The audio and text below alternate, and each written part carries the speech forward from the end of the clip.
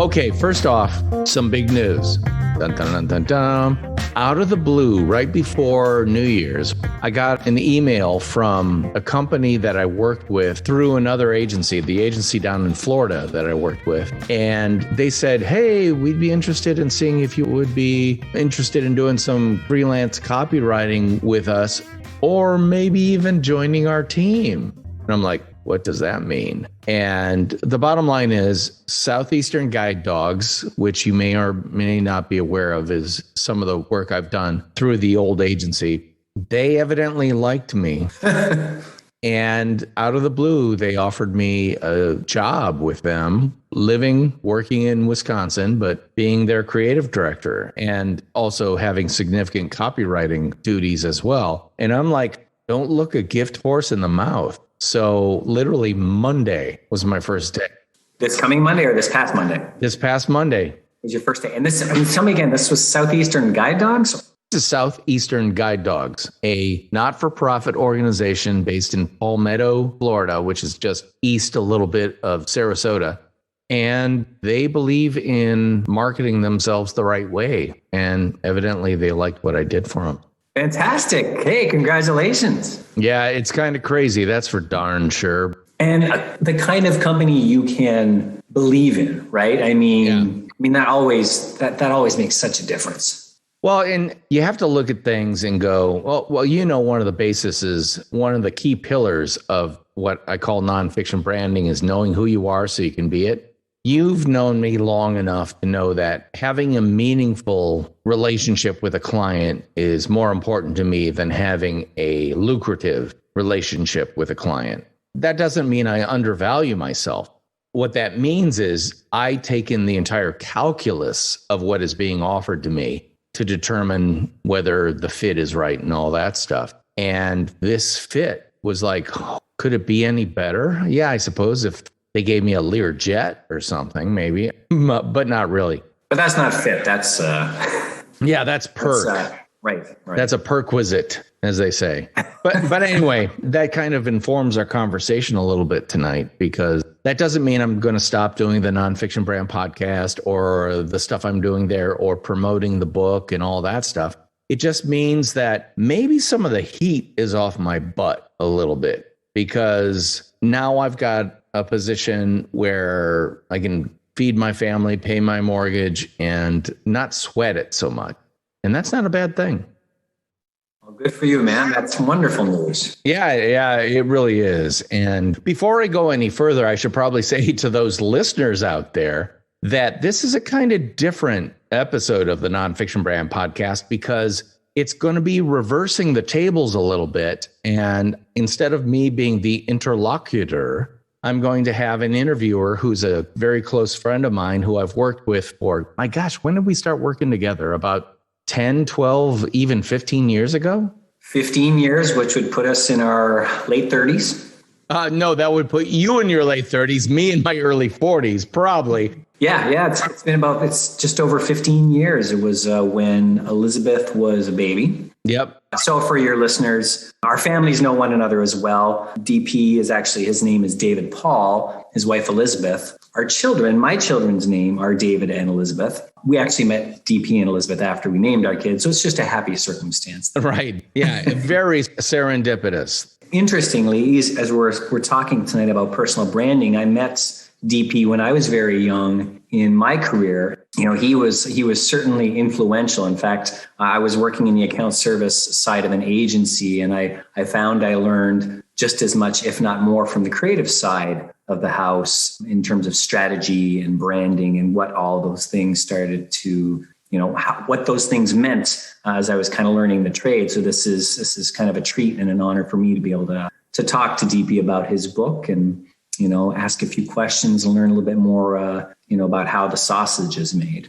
Well, and how the sausage is made is what we're going to be talking about, because literally I asked Aaron to be the interviewer on this, to ask me questions about my book, because as much as I would like to sit here and trumpet my brand new book, Nonfiction Brand, Discover, Craft, and Communicate the Completely True, Completely You brand you already are, I actually would like someone else to be asking me some questions about what it's all about. So it's not just about me telling you what it's about, but it's having a conversation.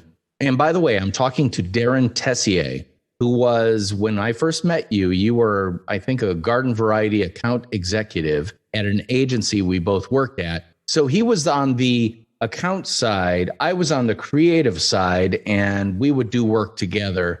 And we became fast friends because of that and more. But I think it's valuable to get Darren's account side point of view on asking me questions about the book, how it got started, and all that stuff. So bear with me as I invite a good friend of mine on to ask me questions about my book. Sound good? That's the only ground rule there is. Go ahead and let's start asking and answering questions. So Darren, what do you got for me? Thanks for inviting me on, DP. Let's start with the why. You're a man with Simon opinions. Sinek. Oh, yeah. You're a man with a lot of opinions on a lot of topics. Not so humble opinions, as your regular followers will know. Amen. So I was really curious. Why this book? Why this topic? You know, if anybody actually goes out and buys the book, they're going to see my reason why almost right away, because it goes all the way back to my second job as a copywriter at an ad agency. And in this case, it was an ad agency in Atlanta, Georgia. And you can guess which one it is simply by going to my LinkedIn page and seeing where I was working at in Atlanta. And I worked on a brand, which I think everyone's aware of. It comes in a red and white can and is the real thing. And before that, I had been introduced to the concept of branding, but I was kind of like a lot of people, brand agnostic. It's like, yeah, branding, whatever, whatever.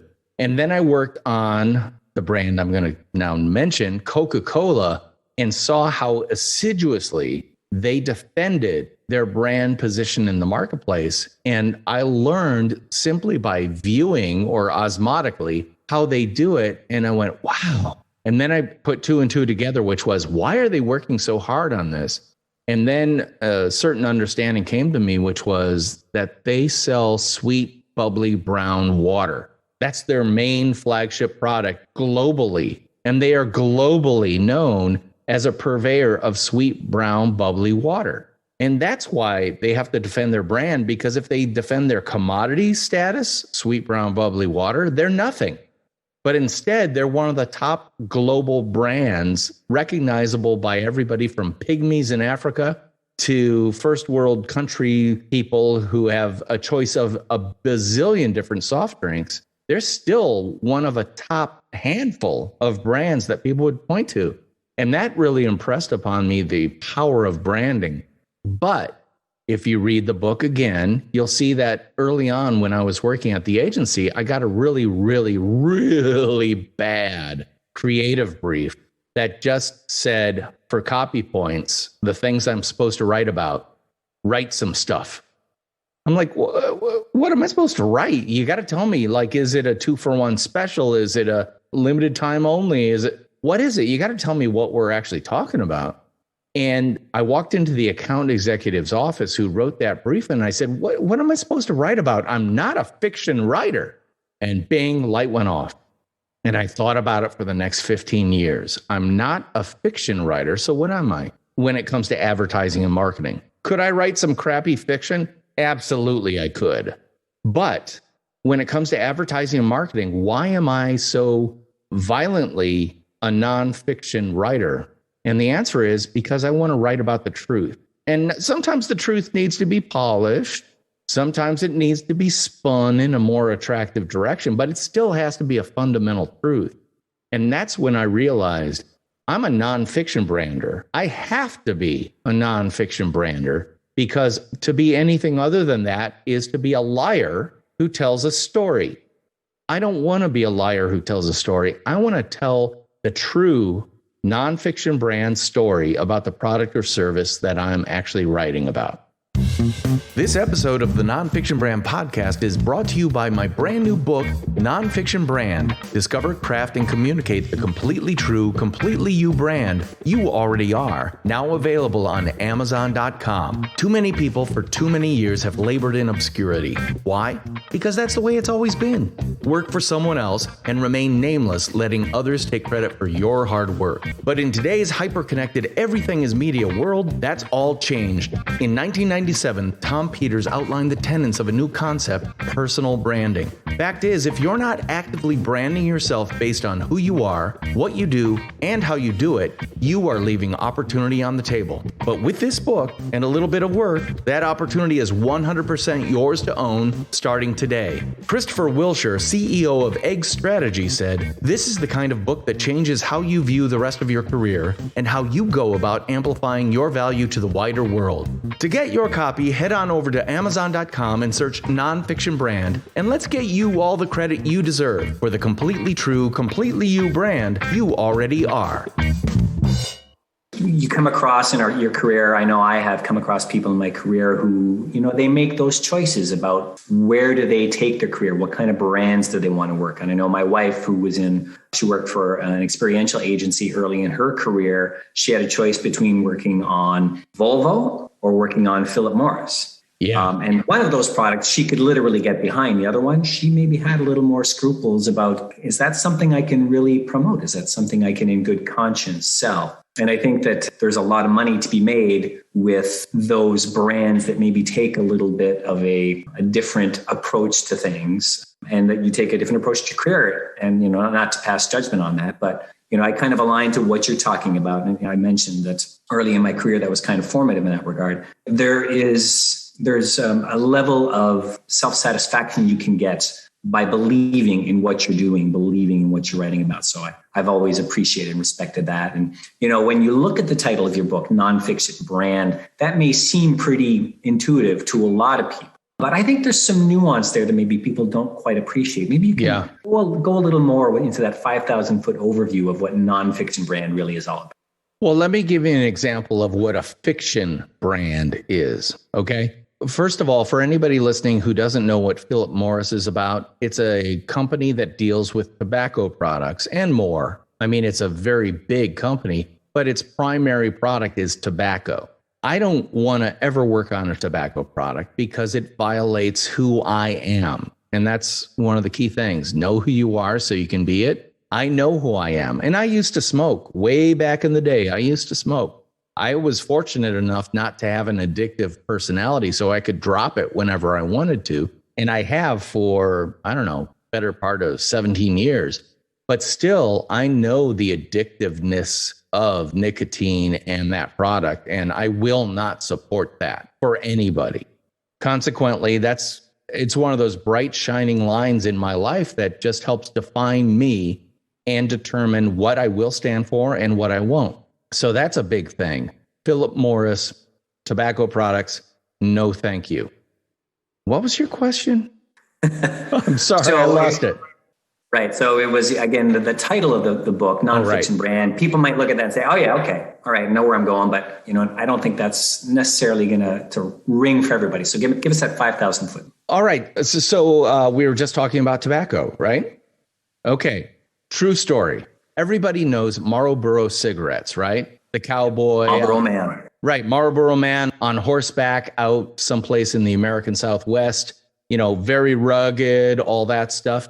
Do you know that Marlboro, when it was first introduced as a cigarette, it was a, quote, female cigarette? It was the equivalent of Virginia Slims back in, the 1930s or something like that. And they decided women weren't smoking enough. So they decided to rebrand it. And so they rebranded this commodity as this rugged, tough Western thing. The colors of it are black, white, and red. The imagery is always American cowboy, or the location where they shoot the photography is typically in Utah or Arizona or New Mexico. And it's very, very American, so much so that Marlboro is one of the top brands in China. Why? Because the Chinese look at it as, oh, it's so American, it's so free, it's so rugged, it's so big, wide open spaces. in a place or a country that has plenty of wide open spaces, but no one's living in them. They're all in cities of 5 to 10 million people. And so the only chance you get to touch that big wide open space might be when you fire up a Marlboro. They were able to go from a female brand to a male brand because that tube of tobacco has no nonfiction elements to it.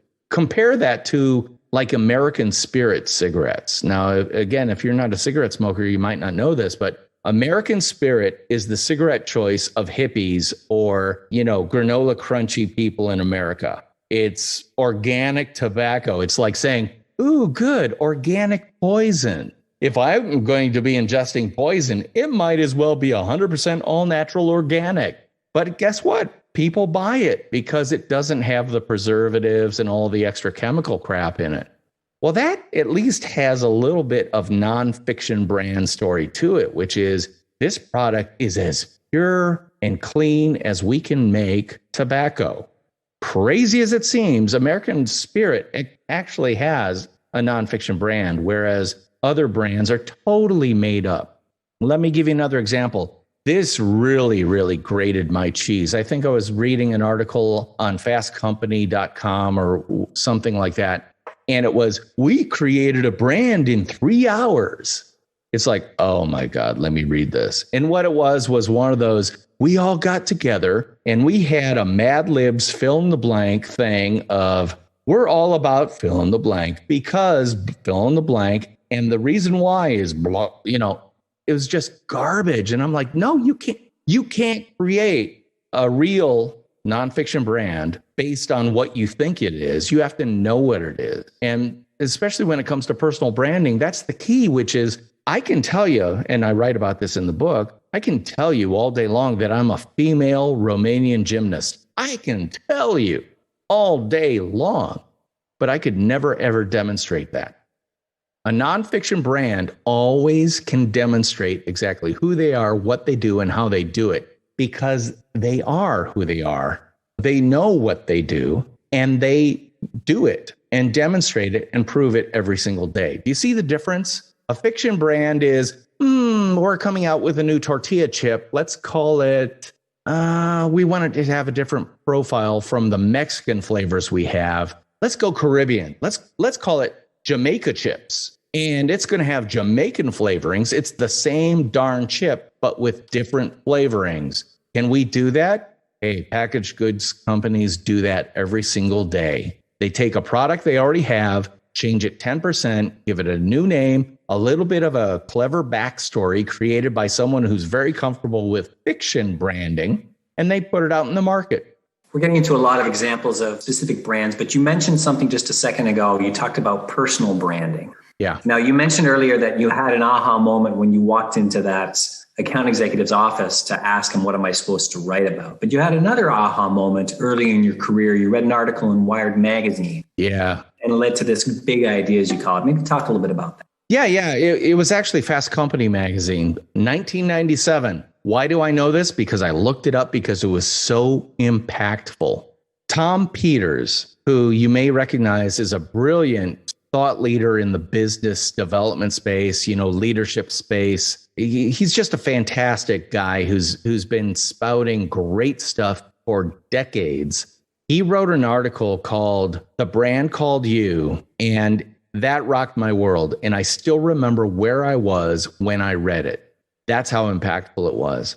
And it was basically this idea that we're now coming into a stage where people need to think of themselves as a brand and package themselves like a packaged good would be branded so that people could understand the difference. And I'll use myself as an example. Back then, I was a copywriter, which meant that I wrote copy for advertising and marketing stuff, everything from TV spots to billboards to brochures, And if I'm just a copywriter, I am replaceable by every other copywriter out there. All they have to do is kind of get the old worn copywriter gear out of the machine and bring in a younger, faster, better, cheaper one.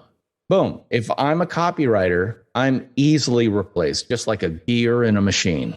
However, based on Tom Peters and his brilliant idea of personal branding, if I package myself so that people understand that I'm better than other people at certain things, like, and ideally the tighter the better, the riches and the niches thing. If I said I was a medical devices copywriter, I could command a much higher price from a much smaller audience. But that much smaller audience would pay that price because I had demonstrated my ability to communicate their stories effectively to their very niche audiences. Again, medical devices, am I talking to Joe and Betty out in the suburbs? No, I'm talking to the doctors and the nurses and the medical practitioners, and most importantly, the procurement officers at the clinics or hospitals that actually buy the stuff, so that they understand every feature and benefit and why about the product. If I were just a copywriter, I would be like vanilla ice cream.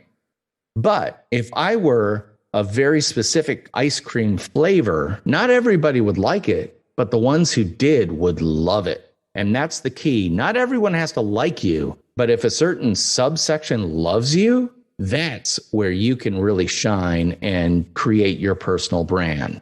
I was thinking about that too. And Tom Peters may have been one of the first, if not the first, to kind of put that label on it. But I think if you look back through modern history and even beyond that, I think you have probably examples of individuals who have recognized and intuited this concept of personal branding and have leveraged it to their great success. Oh, yeah. You can look at actors and actresses, you can look at politicians, and again, pre-1997. So who do you think has really, if you look at our current situation, our current environment, who do you think has really perfected that idea of personal branding? There are a number of people that I can point to that are well known enough that people will get it. Like I look at someone like Gordon Ramsay, the well-known, internationally known chef.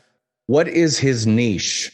He's a grumpy, hard-charging, in-your-face, foul-mouthed perfectionist when it comes to creating fabulous food, or so we think. I've never had anything Gordon Ramsay has ever made, and yet I've consumed so much of his content because he has impressed me as a personal brand to the point where I prefer him to any other cooking show, for example. There's whole networks devoted to cooking. And yet I will seek out individual people, like Marcus Samuelsson is another. He seems really, really cool. I find him very interesting in that space. But guess what? Marcus Samuelsson as a Michelin-starred chef versus Gordon Ramsay as a Michelin-starred chef. In that segment, they're commodities, right? Well, you're just like any other Michelin-starred chef. No, not at all. Not at all. They're totally different. And I would go to their restaurants one night after the other just to see the differences and compare them. So that's an example within the realm of high-end chefdom or cookery. Those are two personal brands that are huge. But you can also look, and this, I actually talk about this in the book. There's a brand out there that is killing me right now, and her name is Brene Brown. This academic who got her PhD, I think, in something like 2007, is working as a professor at the University of Houston, I believe, which is like rated number 185 on the U.S. News and World Report listing of top universities. So, I mean, that in the book, I snidely refer to it as a great place to exist as a professor if you're in the witness protection program. But it's true. I was raised by university people, so my parents were both university people. And so the hierarchy of universities, University of Houston is barely on it. And I'm not trying to pick on them because I think the university I went to is even lower on that list. So please, it's not about me pointing to that. It's pointing to the fact that this professor who works in the field of social work, who does deep, rigorous research in the field of shame, SHAME, shame, is now internationally recognized as an expert, and recognized so much so that she's in a feature film as herself with Amy Poehler and other people because people have glommed onto her because she is being 100% who she is, studying what she studies in a personally nonfiction branded way of knowing who you are so you can be it. She is 100% being it, and she studies shame. So when you say she's killing you, she's killing it. She is being her truth. Oh my God. She kills. I'm saying she's killing me because she cracked the code that I've been trying to understand for decades now. And all you have to do is look up her on the TED Talk. You know, if you're into TED Talks, just look up her TED Talk on shame or any of the TED Talks she's done, and you will see someone who found her voice and found her, what I would call style stage. And I'm sure if I read her rigorous academic research, I would find it dry and boring and full of charts and metrics and data. I don't care about that part, because when she's on stage, I think I refer to her as personable as a golden retriever. I mean, she is so kind, so clearly open-hearted and wonderful. She found the right place for her voice. So that's a big part of what I'm talking about in the book. Is it's not just about knowing who you are so you can be it. You have to find the right channel for your voice, the right style stage. What style is best for you and what stage is best for you? So, by the way, Darren and I can talk for hours, and we probably will. In fact, he's going to be on next week's episode as well. But I'm looking at the clock, and we're coming close to the end of my typical 25-minute to 30-minute episode. So we're going to have to wrap this up. However, I do want to say I'm talking with Darren Tessier, who is the Vice President, Director of Marketing for State Bank of Cross Plains here in Wisconsin, right near me. And he's a close personal friend, close family friend, and all that. But I also want to say he's really got his fingers on what's going on when it comes to marketing within the financial services, specifically banking space. So I want to ask you, Darren, if people wanted to get in touch with you, is there a best place where they can contact you? Yeah, they can find me on LinkedIn. It's Darin. Last name's Tessier, Tessier. That'd be the easiest way to get to me. I try not to have my name on the website of the bank too much, because that leads to a lot of calls from salespeople. And we have a pretty defined sense of what we're doing from a marketing perspective. Not that we're not open to new media and new ideas, but we give a lot of consideration to that. So personal connection or professional connection through LinkedIn is always going to be the easiest way. Yeah, that's right. So that's Darren Tessier, Tessier. Check him out on LinkedIn. Totally great guy. And I love him and his family and all that stuff. So definitely check that out. Well, that's it for this episode of the Nonfiction Brand Podcast. By all means, let other people know about it. Subscribe to it if you're into it.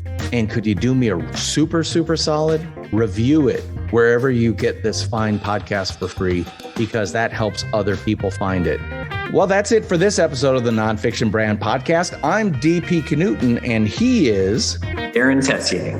And we'll be talking at you again next week. Bye-bye.